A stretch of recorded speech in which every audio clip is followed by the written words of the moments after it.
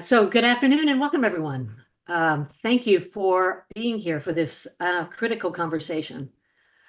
We're here to talk about what it means to be an American. And that's a tough question right now. America and the world, we're in a rough patch. Political polarization, a presidential race too close to call, big challenges at home and abroad, campaigns that are focused on turning out the base, survey after survey showing deep civic ignorance even about the most basic information about our democracy. And even more worrisome, waning confidence in the American idea, especially among our young people. We have conflict entrepreneurs stoking culture wars. I think of these dynamics as like a civic centrifugal force, forces driving us apart, alternative facts on the hard right meet my truth on the hard left. And then this funny paradox that our opening speaker is going to talk about. These forces pulling us apart have led to an eerie consensus on the hard left and the hard right that long-standing liberal democratic norms should be bent or broken to advance various ideological causes. So how did this happen? What do we do about it? That is our conversation for the next hour. We're going to start with a presentation by Rick Kahlenberg about his new report, Teaching Students What It Means to Be an American. I think of it as where do we find the centrifugal forces? Civic centrifugal force, forces that'll bring us together. So we're going to hear from Rick for about 15 minutes, and then I'm going to bring in our panel of Lindsay Cormick, Jose Gregory, and Checker Finn. These are three people who engage with these forces in different contexts: the home, the classroom, the policy world. And I'll introduce each of them after Rick's remarks. Then we're going to have a lively and interactive conversation, and we'll work in questions from the audience. So if you have questions along the way, please put them in the Q&A, and we'll work through them as we go. And then we'll wrap at 3 sharp. So with that, it is my pleasure to introduce Rick Kahlenberg. Rick is the director of the American Identity Project at the Progressive Policy Institute. He's a policy polymath. He's written 18 books and dozens of articles about a broad range of issues, including housing, and then one of my favorite titles of all time, snob zoning, class-based affirmative action, and the role of unions. He is clearly unafraid of tackling complicated and controversial issues. And yet, I think today's topic may be his most challenging and the most fundamental: teaching students what it is and what it means to be an American. Welcome, Rick. Thank you for this courageous and important work. Over to you. Well, thank you. Thank you so much, Stephanie, for your introduction and for your leadership over many years on this issue of civic education. It's great to be with you. Great to be with Checker, Lindsay, and Jose, who've given a lot of thought to the topic at hand. And thank you for all those of you who are tuning in. Let me continue with my thanks. Thanks to Mike Petrilli, Jeanette Luna, and Devin Neer at Fordham, and Bruno Mano and PPI at PPI for serving as kind of the behind-the-scenes ringleaders of this forum. So in July, with the support of PPI's president, Will Marshall, we launched a new endeavor called the American Identity Project. The effort is designed to identify what it means to be an American today and how to teach that to kids. And the project is really meant to build on a lot of the great work that others have been doing in this field for a number of years. So in my next 15 minutes or so, I'll try to do three things. First, to describe the challenge that we face. Second, to address 9 recommendations for action. And third, to talk about 6 constituencies who could help advance the goals that I'm outlining. Now, the classic approach here is to spend, 95% of the time on number 1, but I want to spend more time on points 2 and 3 as we go to possible solutions, because I think people recognize we're in real trouble. Next slide, please. So the challenge, there's widespread agreement that liberal democracy in America is under severe stress. Next slide, please. On the right, a decade ago, it would have been unthinkable that the Republican presidential candidate would be someone who resisted the peaceful transfer of power and talks openly about suspending the Constitution. Next slide, please. Before those of us like myself who are on the center left get too smug about this, we have our own challenges. So half the students at top universities say it is okay under certain circumstances to block peers from attending a campus presentation if they disagree with the speaker. Almost a third say it's okay to use violence to block speech. Now, I don't think that the threats to democracy and to liberal democracy are equivalent on the right and the left. The right is often invoking the power of the state.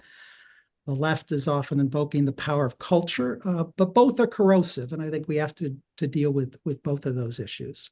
Next slide, please. The problem with our democracy is especially troubling among young people. So in one survey, 5% of those over age 65 said democracy is no longer a viable system and America should explore alternatives. But a stunning 31% of young people agree with that sentiment. I mean, to my mind, this should be on the front page of the New York Times every day. That is an astonishing finding. Next slide, please. The question is, why now? And I'll be really curious to hear from the other panelists that they're thinking about this question. But one hypothesis is that the rise of identitarian politics on the left and the right helps explain why our liberal democracy is in crisis. So I think it's fair to say that on the right, Donald Trump appeals more openly to white identity than any national candidate since George Wallace ran for president in the late 60s and early 70s. On the left, when we hear the willingness of students to shout down speakers, they're not shouting down Grover Norquist over tax policy. It's always invariably over issues of identity that really gets people riled up and brings out the liberal forces.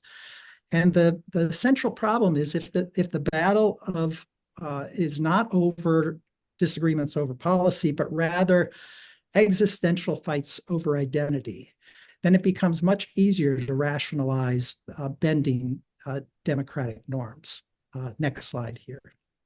So I promised to get to the recommendations quickly, and here we are. I've got 9 recommendations to advance here for change. Next slide, please. So the overarching recommendations comes from Albert Shanker, the legendary president of the American Federation of Teachers, about whom I published a biography in 2007 called Tough Liberal. It's there on your screen, and if you can see my picture, it's conveniently placed behind me as well. So Al Shanker is a real touchstone for me. And in the biography, I recount a story that Senator Lamar Alexander told, where Shanker and Alexander and other muckety-mucks were at an education meeting, and the president of Notre Dame asked, what is the rationale for public schools? Why do we have this system of public education? And as Alexander tells it, there was this long, awkward silence, and no one knew exactly what to say. And then Shanker piped up, and it said, the purpose of public education is to teach kids what it means to be an American. And there are 2 elements to that. The first is that it is essential to teach liberal democratic norms, those embodied in the Constitution and the Declaration of Independence, in order to preserve our system of self-governance. Every generation has to be taught the values of liberty and democracy. And the second rationale is that was that if we were to survive as a society that took individuals from every conceivable race, religion, every corner of the planet, what Heather McKee calls ancestral strangers, we need something to tie us together. And historically, that has been the ideas that are the glue that keep us all together. And public schools have pulled off really a double miracle. sustaining democracy over 200 years and keeping us all from killing one another, keeping us a cohesive society. Next slide, please. Right now, we're not doing a great job of teaching students what it means to be an American. And the most recent National Assessment for Educational Progress in 8th grade civics and history, we see that 13% of 8th graders were proficient in history, just 22% in civics. Next slide. So that was the overarching recommendation. The more specific ones I'll go into detail now about now. First, policymakers should provide more time, resources, and accountability for students to learn their civic inheritance and shared American history. Right now, the federal government spends about 1,000 times as much money on STEM education as it does on civics. And so to my mind, this was kind of the least controversial of the ideas. A political scientist at Johns Hopkins told me I was wrong about that there actually are huge fights in education anytime you try to allocate how time is spent within a limited day. So maybe this isn't such an easy one, but I think it's an important one to begin with. Second, we should be spending more time teaching students what it is like to live in non-democratic societies, where there is no right to free speech or a right to criticize the government. So the polling on this question is very clear that immigrants are the most patriotic of all Americans. And surely that has something to do with the fact that they are acquainted with the alternative, what it's like to live in non-democratic societies in other parts of the world. Third, we should teach an honest and hopeful accounting of American history, which frankly recounts America's sins, but also the ways in which the liberal democratic norms that we adhere to made redemption possible. Next slide, please. So there's actually broad support for this. Now, most Republicans believe that Democrats don't want to teach the Constitution, and most Democrats believe Republicans don't want to teach about slavery and segregation, but that turns out not to be true. So 9 in 10 Democrats believe that all students should learn about the Declaration of Independence and the Constitution and how they advance freedom and equality.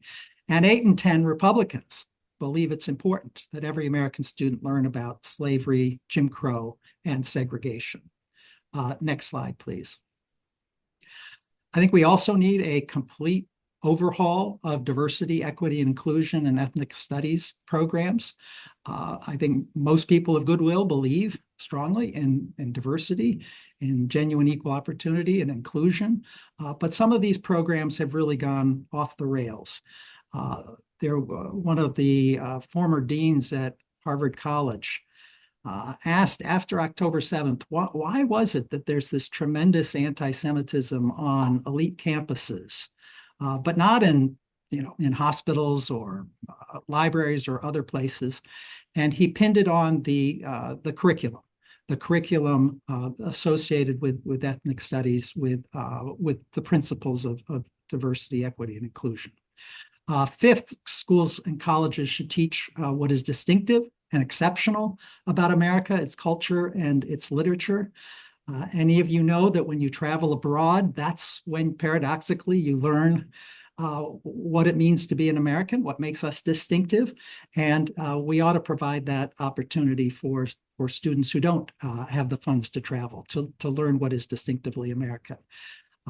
Sixth, it's important that we integrate our schools to forge social cohesion, integrate them by race and by economic status. And to be clear, I mean by doing this through choice programs, public school choice, reducing exclusionary housing and zoning policies. I'm not talking about compulsory busing here, which I don't think work very well. And I have long advocated this idea of integrating schools by economic status and race. And I used to emphasize the NAEP scores and that low-income students do better in middle-class schools, which is true. That helps social mobility. That's good. But after 2016, I've really talked at least as much about the role of integrated schools in protecting our democracy. You know, just imagine if more white Christian students had gone to school with Muslims and with Mexican immigrants. You know, would it have been possible in 2016 for a demagogue to demonize these groups and call for a ban on Muslims and be successful if more people knew those from different backgrounds? Next slide, please. So seventh recommendation is to support community service programs in school and national service programs after high school to instill patriotism and a sense of purpose for students. Wes Moore, the governor of Maryland, who's a veteran, has been spearheading a really exciting new service opportunity in Maryland. I think we should be looking more at that example. Also, it's important that schools and colleges do a better job of teaching students the art of civil discourse, which is broken down, particularly in our institutions of higher education. And finally, the federal government can support the various policies that I've been describing without imposing mandates. So I'm imagining here a race to the top program that could sustain promising practices in history, civics education, school integration, and community service. Next slide here. So I've been in Washington long enough to know that ideas only get you so far. You need constituencies. Next slide, please. So here are 6 constituencies that I've thought would be helpful in the effort to teach students what it means to be an American. And here again, I hope my fellow panelists will chime in with their ideas, because I'm sure I've missed some. But I think enlightened left of center and right of center politicians who would like to create a durable majority for their party would be interested in this idea of teaching students what it means to be an American. And in particular, progressives, I think, need to understand this, that every one of the great social movements in this country, from civil rights to the New Deal, always connected themselves to patriotism. I mean, FDR used "God Bless America" as his campaign song. So there are political opportunities here to create a durable majority. Second, Jewish groups who are rightly terrified of rising anti-Semitism and know that teaching the American Creed is a powerful safeguard against Jew hatred, I think, are a natural constituency here. Jews recognize, as 2% of the population, not everyone in the country is going to care about anti-Semitism, but if it is connected to the larger American ideal, there are important opportunities there. Thirdly, enlightened teachers unions who are upset about the fact that school privatization has taken enormous strides in the last couple of years, have a self-interest in ensuring that public schools are teaching a reflective patriotism. There is evidence in some of the recent efforts to privatize education that the reason it's been successful is because people feel that the public schools are not reflecting broadly shared American values. And so teachers unions have an interest in restoring that emphasis. Fourth, there are business leaders who have a strong interest in preserving rule-bound democratic capitalism, veterans groups who know the importance of building a cohesive American identity, and finally, enlightened immigrant organizations may want to uplift the fact that immigrants are particularly patriotic and contribute to the society. Last slide, please. So I want to emphasize that I'm at the very beginning of this project on teaching American identity. I'm hoping in subsequent reports to flesh out these 9 ideas. And so I welcome everyone's thoughts given that I'm at this formative stage. If you want more information, this is the way to contact me, and also our website address for those interested in the project. Thanks very much. Well, thank you. Thanks, Rick. Absolutely Absolutely fascinating.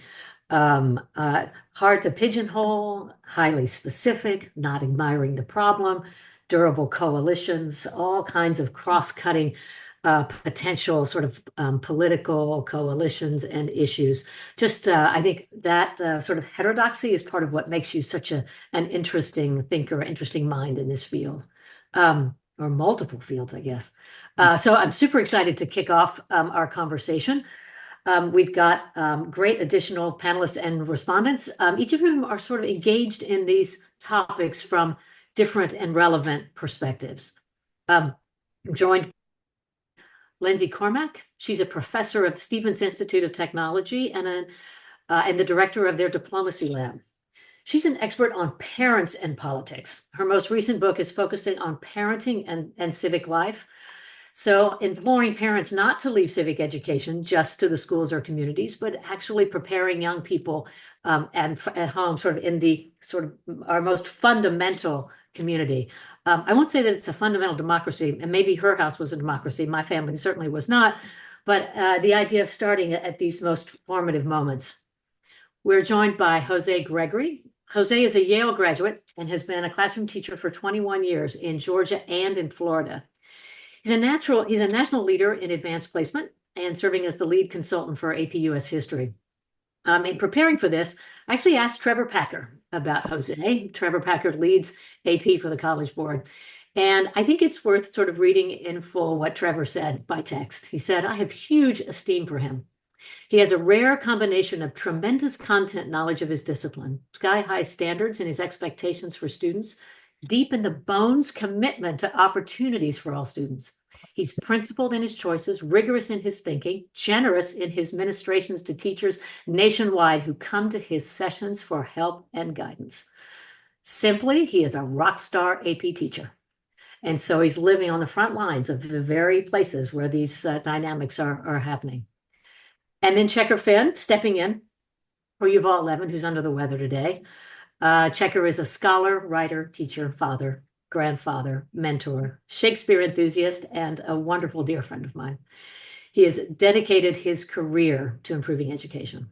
He's the author of over 20 books, and I think he serves on at least that many boards and has published countless articles in scholarly and popular media. He's a veteran of the White House, the U.S. Department of Education, and is currently president emeritus of the Fordham Institute, where he served as president from 97 to 2014. And I am lucky enough to be on the board. So welcome, everyone. So let's start our conversation. Lindsay, I'd like to start with you, and for just the reasons we talked about, sort of the most fundamental community. You have written a compelling how-to guide for parents in raising young citizens. One, how'd you come to that topic? And two, how do you see your findings and advice intersecting with Rick's recommendations here? Thank you so much for the question. I think one of the ways that I came to this is because, like we started, we have home understandings of things, we have classroom understandings of things, and we have policy understandings of things.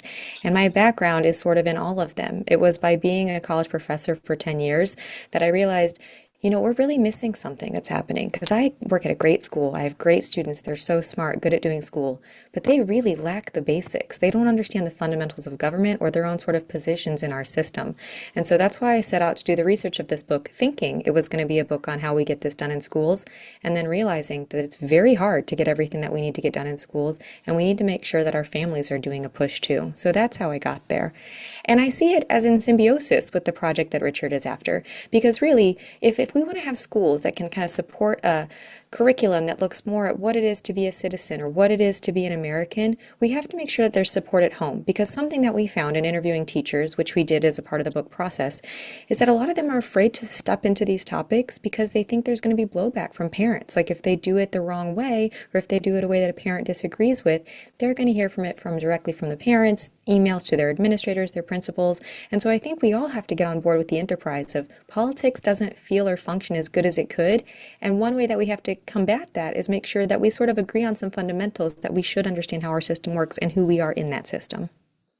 No, that's no, super insightful and a nice segue to a question to Jose. Jose, you spent 20 years, you spent over 20 years in the classroom. I was involved in a lot of the controversies around APUSH.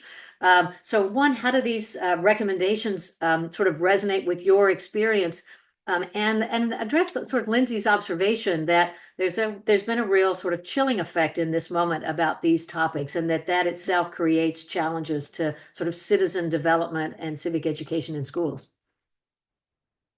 Great. Thank you for that question. I would point out that I found the data that Rick shared quite troubling and alarming.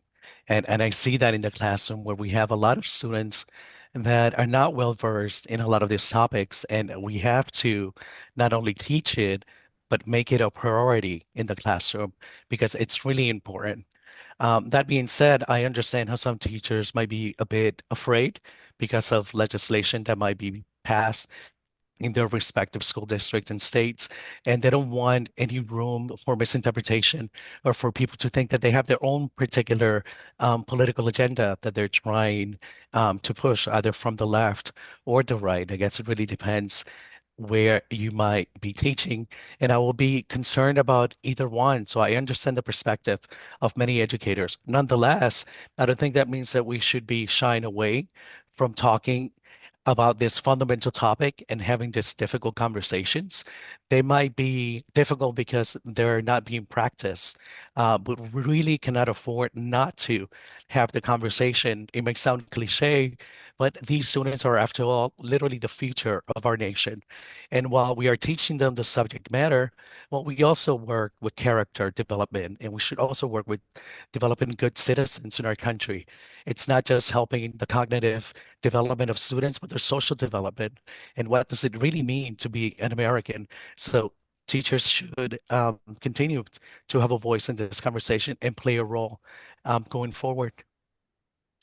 Terrific. So we've now gone from the home now to the schoolhouse. Now, Checker, you have been in sort of all of these roles and a fixture in the education policy world for half a century. What do you make of this moment of Rick's argument, the challenge, but also this moment and his observations about sort of identity politics and pressures? Do you think that the situation here and these dynamics when it comes to citizen development, civic education, are worse than those, say, in the 60s and 70s? We can find other troubled times in American history when people were coming apart over things that divided them. You can go back to the 1860 and see a pretty vivid example of that too. I think Rick's analysis, the current situation, is spot on. I think I agree with all of it. I think he's a little too narrow in assigning almost all the therapeutic response to schools and colleges. I think there are a whole lot of entities and institutions and parts of our society, including of course parents and family, but also the media and the other cultural institutions that could play a major helpful role here, along with schools and colleges.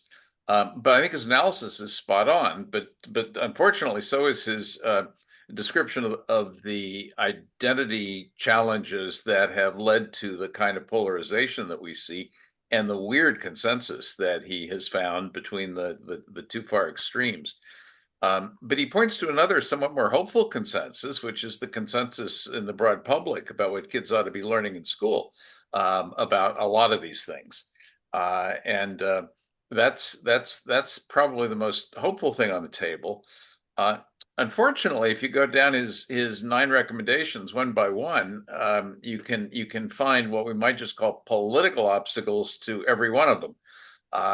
And many of them associated with the very polarization that his analysis depicts. Why people won't get together on a number of those recommendations, even though they should.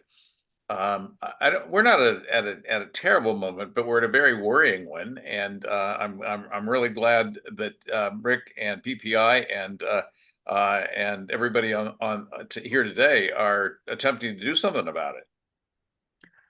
No, I was struck by the notion of you have a consensus that there is a problem, and there's sort of more consensus than we might think. Lindsay, in your book, you talk about sort of that as you're teaching young kids that it's a pendulum, and that so talk a little bit about that. It's not just win loss or win some you lose some. You particularly talked about a pendulum and that as being a frame. Do you think that that is sort of applicable here in this discussion? I think that's certainly applicable, and I think it's sort of the way that politics works. And we can kind of think about this even in this particular moment, where someone's going to win the top of the ticket, and there's going to be other pieces at lower levels and in the Congress. And so, like, it's not always this is the last one. It's do or die. It's going to be awful for half of us. It's something that we kind of have to see as moving back and forth, and not necessarily like clockwork, but one that we get to push in the ways that matter to us over time. And I think when you kind of conceptualize it that way, it doesn't feel like it's going to be bad forever. However you see it, it feels like something that you can kind of move as you see fit and as you have the power to do so. I love of that being of that idea being socialized among young people. There is some discussion right now that if that a lot of young people have seen a pretty broken era or of our current democracy. So Rick, you've heard kind of the initial reflections of folks to your argument and observations. I'm going to pull a thread of what Checker said. That there's political opposition, to each of these things, and that are you relying sort of too heavily on schools? I was struck by your list of constituencies. I want to push on that a little bit. What do you think is the spark to that coalition? Right? Or the spark to saying, yeah, we're going to do civic education, but this broader movement that swings Lindsay's pendulum. Yeah, and Rick, you're on mute. Sorry, this has only been the 500th Zoom I'm on. I'm still learning about unmuting. I think there are, first of all, thank you for all those remarks, which were helpful in my thinking.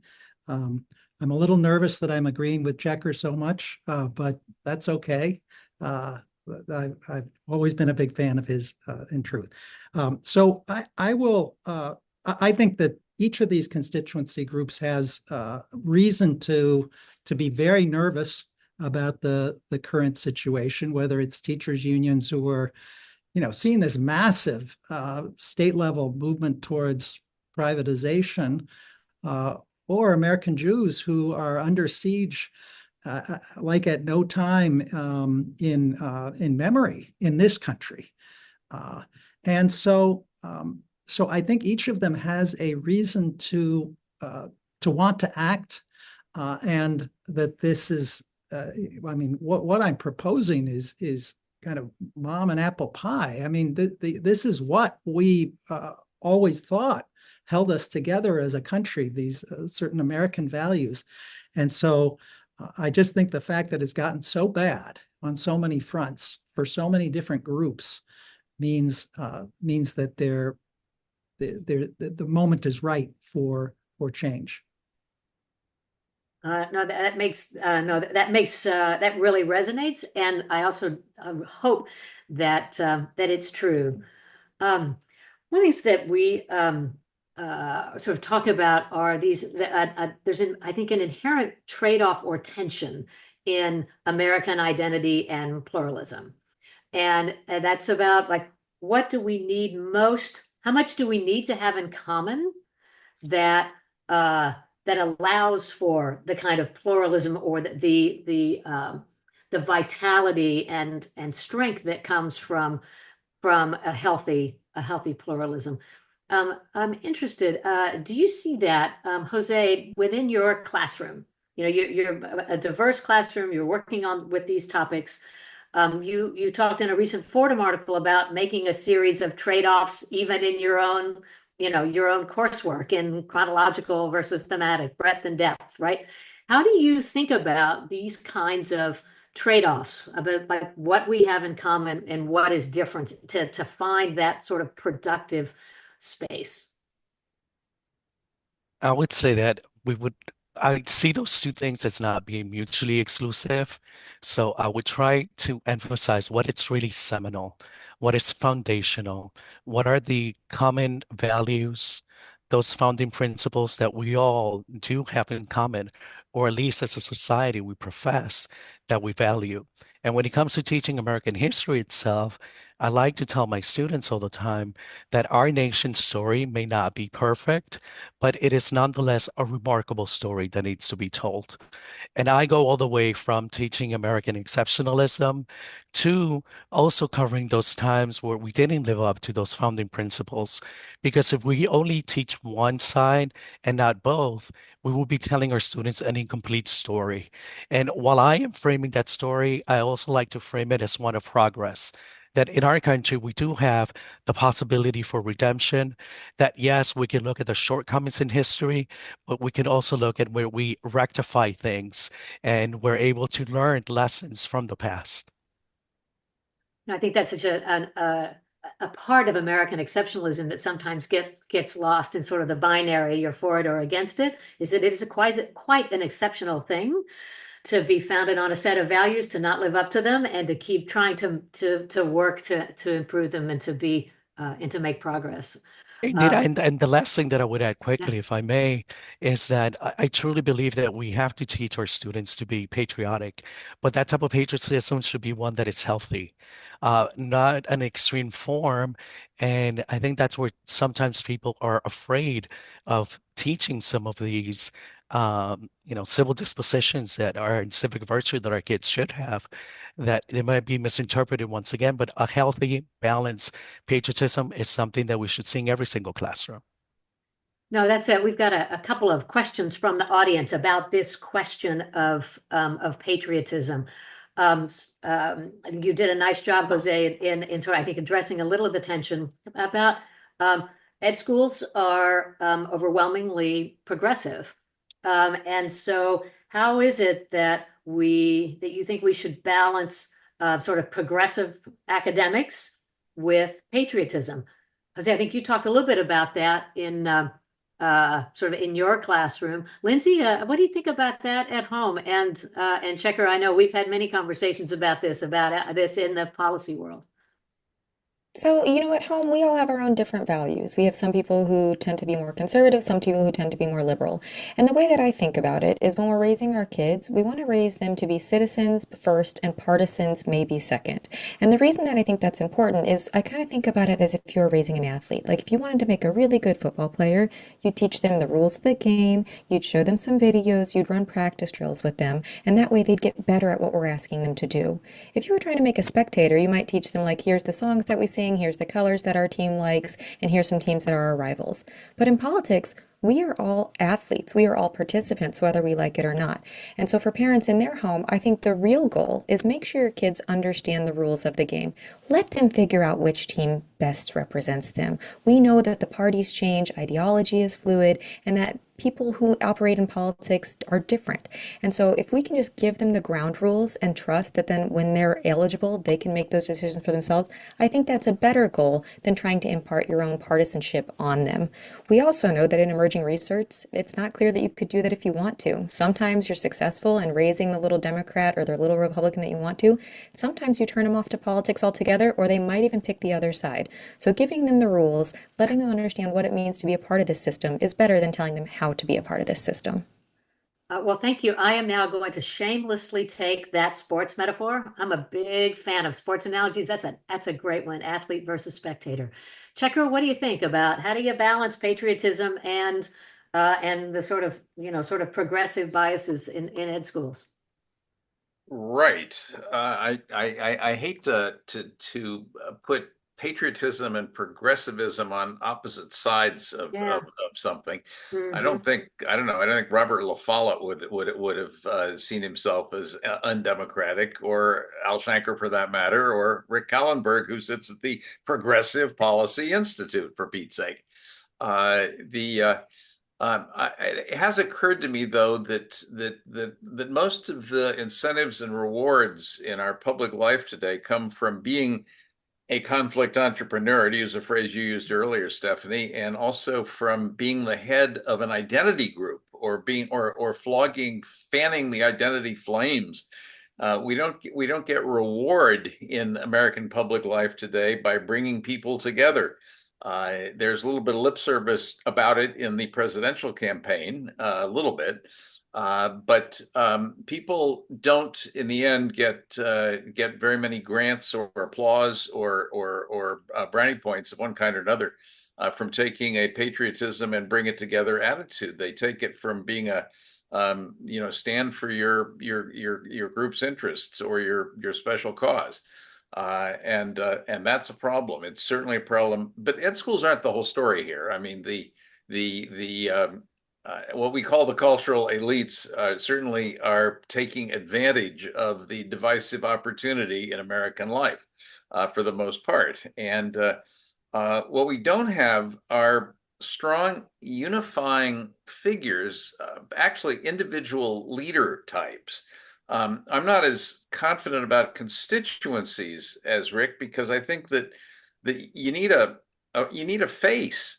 And it'd be nice if it were a president, but in the absence of a president, it could be a Martin Luther King. It could be a Walter Cronkite. It could be somebody from the media world or possibly the business world or even maybe the entertainment world. We need people who personify the things we're talking about, who themselves draw a following and who get constituencies animated to push for these things.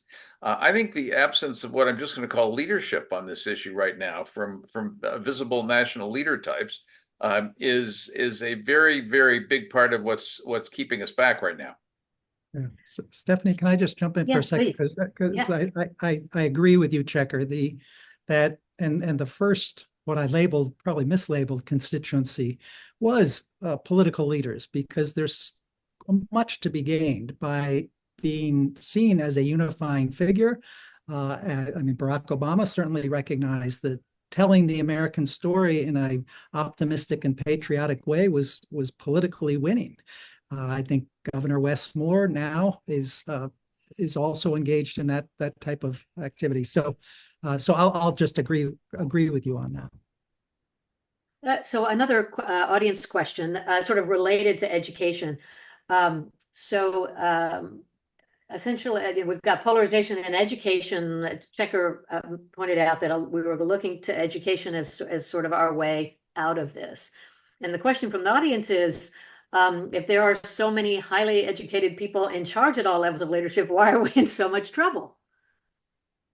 Why do we have? I mean, elites are more polarized than non-elites.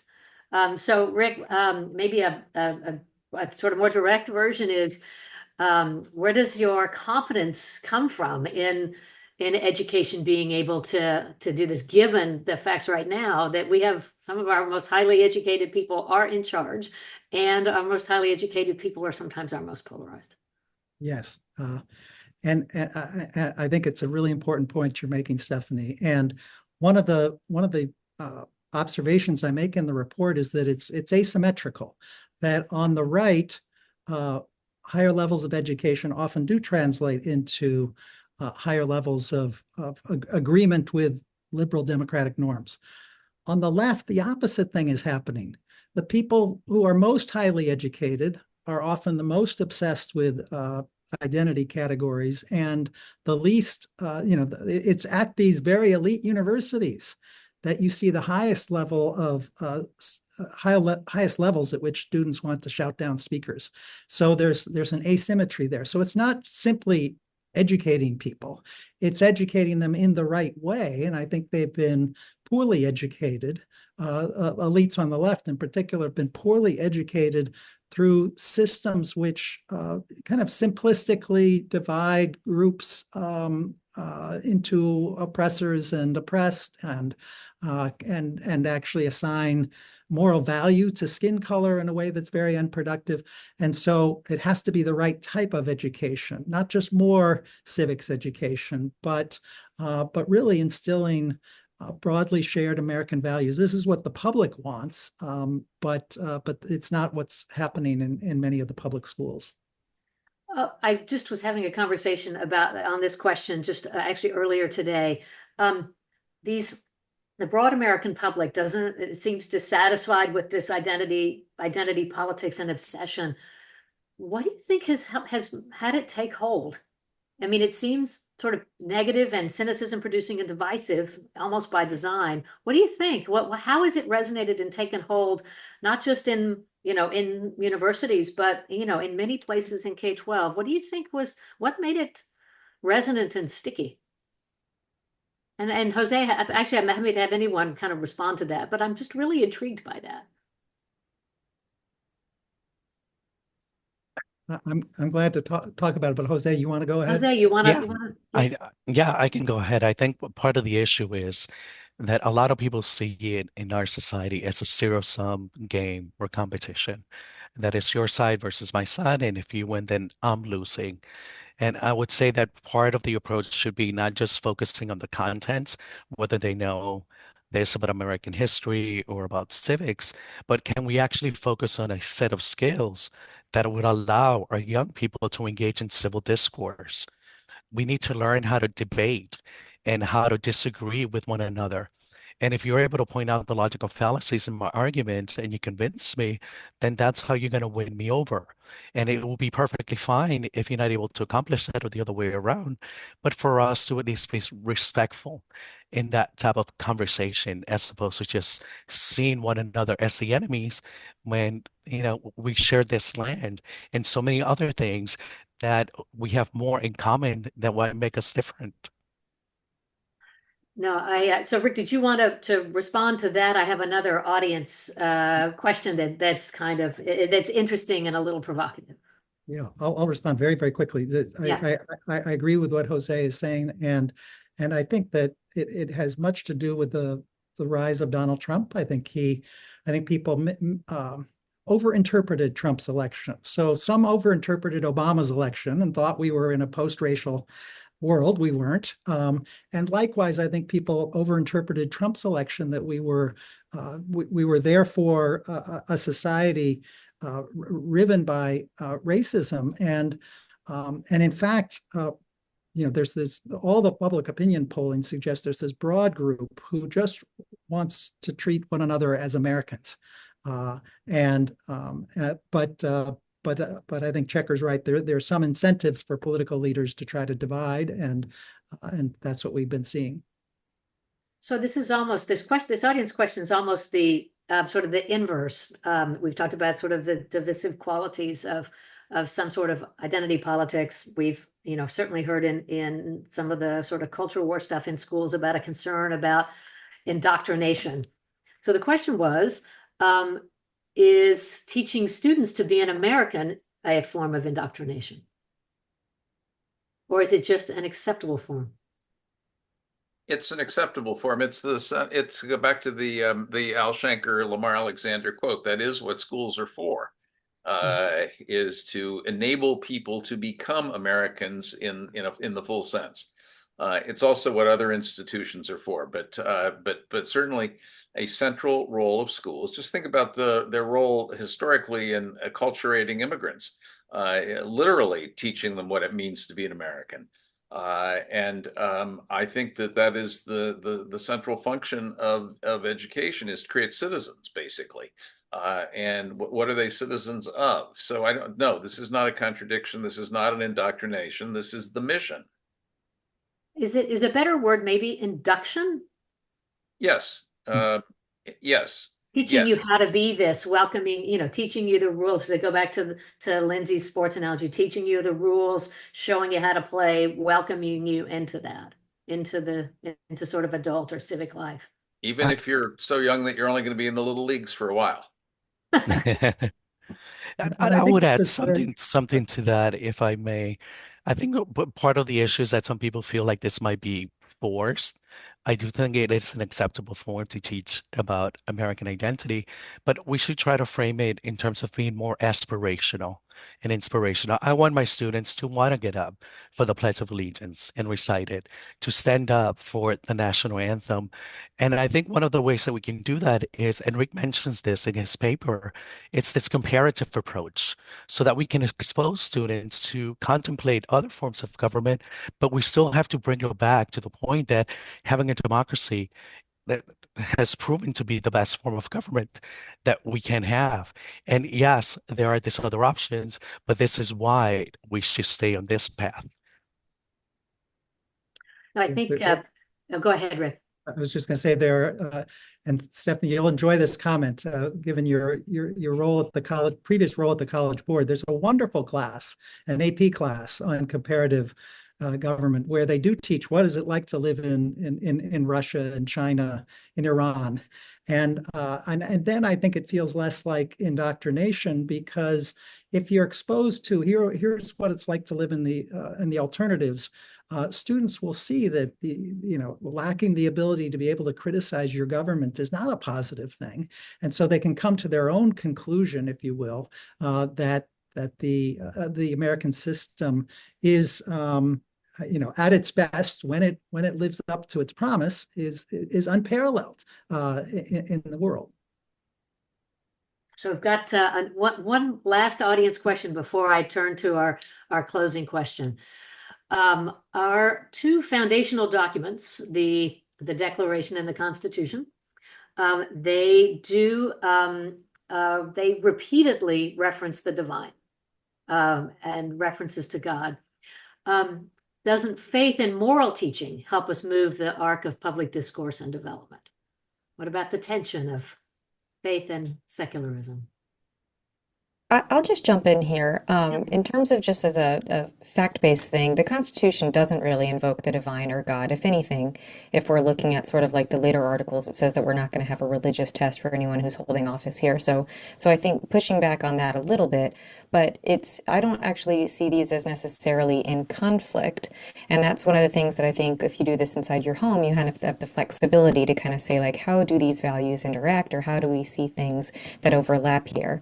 And when I try to think about like what it is to inspire sort of like a moral understanding of this, or an upward trajectory, as this questioner is asking, I think it's more about letting people see themselves as a part of an active participant in the system versus a spectator of history.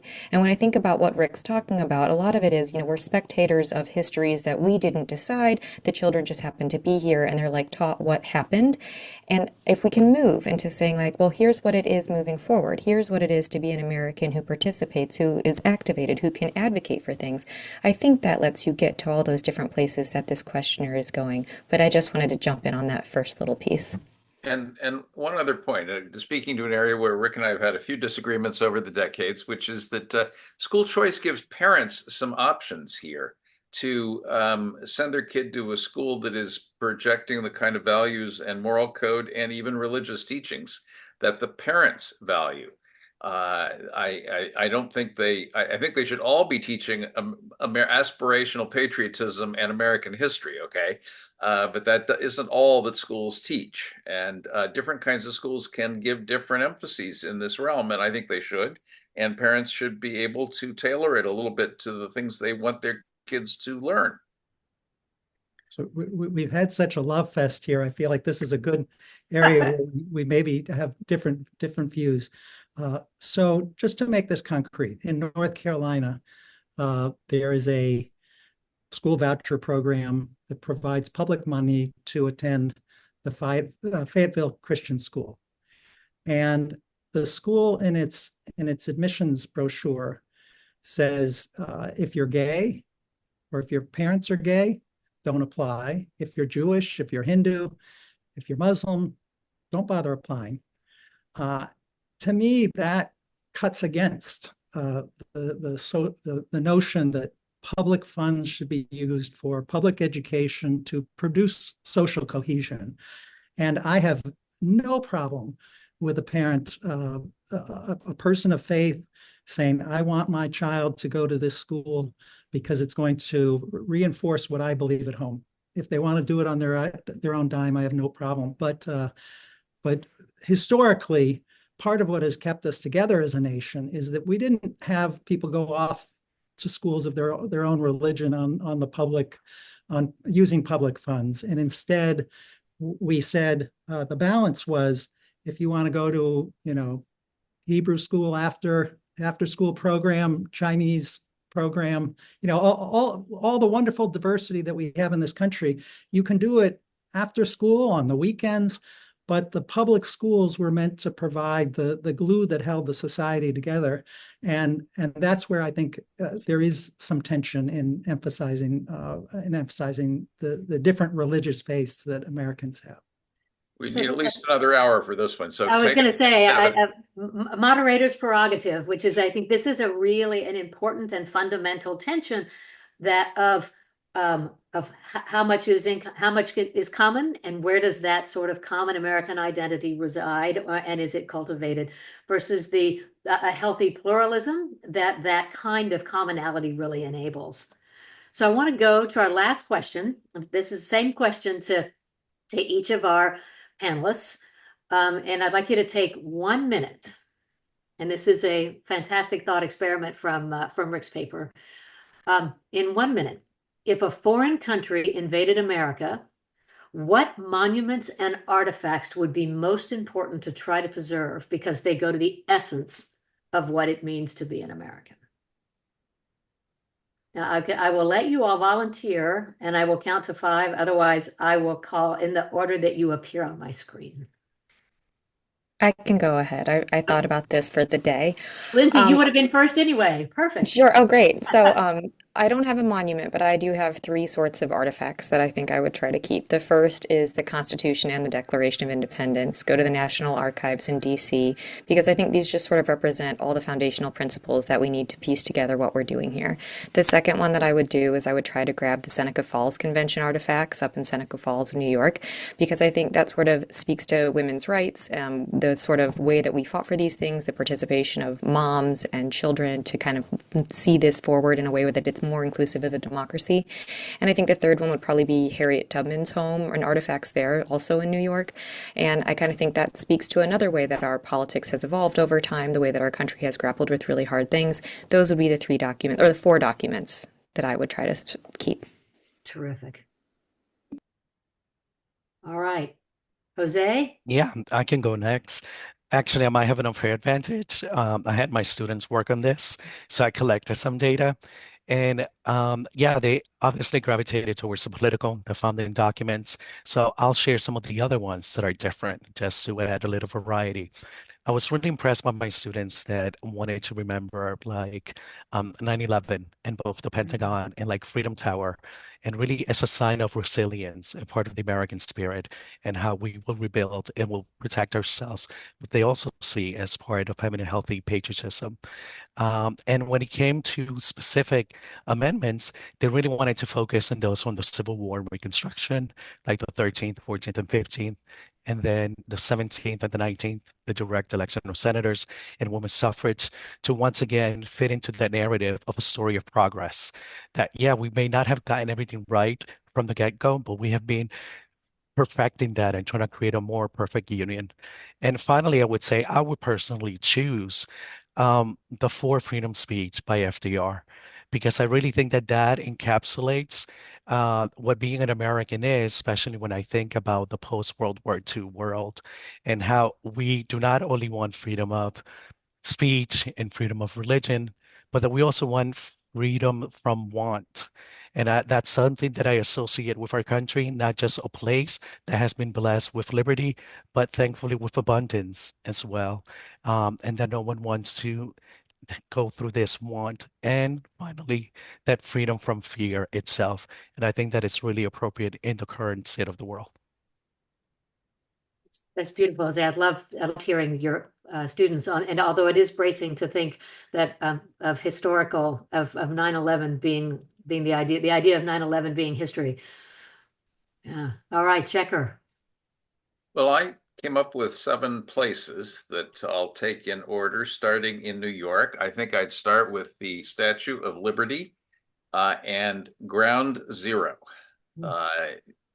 And then I'd go to Philadelphia and I would preserve Independence Hall and the documents that were written in it. Then I would come to Washington and I would preserve Arlington Cemetery at one end of the bridge and the Lincoln Memorial at the other end of the bridge. And then I think I'd go to Montgomery, Alabama and preserve the Civil Rights Museum that's been there for a few years. And finally, I'd go west. And while this doesn't take a lot of effort to preserve it, I think it helps us remember why we're here and what we value. I think I'd preserve the Grand Canyon because I think it represents some of the grandeur and greatness of the place that people came to. And they came here for reasons, and that's one of them. And you might prefer Yosemite, but I'll stick with the Grand Canyon for now. I love this. I love this question, Rick, and I'm going to give you the last word. This is your fantastic question. You wrote some in your paper, but I would love to have you sort of reflect on the answers to that question we just got here to take us home. Well, and thank you for emphasizing this aspect. I mean, it was a real world question for those in the Ukraine. What are the monuments that they're going to protect that go to their identity? And I would agree with all of the wonderful suggestions. I'm fascinated by those answers. And the National Archives has not only the Declaration of Independence and the Constitution, but also the Emancipation Proclamation, which I think is so important. I agree with Checker on the Statue of Liberty. The memorials to Lincoln and Dr. King, I think, are important to me for the same reason that Jose mentioned. Emphasizing the aspirational. These were Americans who helped us live up to those American ideals. And the last one I'd mention is, a memorial to the Wright brothers in North Carolina, because part of what sets this country apart is the liberty to allow ingenuity to flourish. And so I think that's an important aspect of what it means to be American as well. Well, I love ending on this aspirational note. Thank you all for a wonderful conversation. Nourishing, specific, hopeful. Thank you, Rick, for the paper. Thank you, everyone, for being here. Have a good afternoon. Thank you.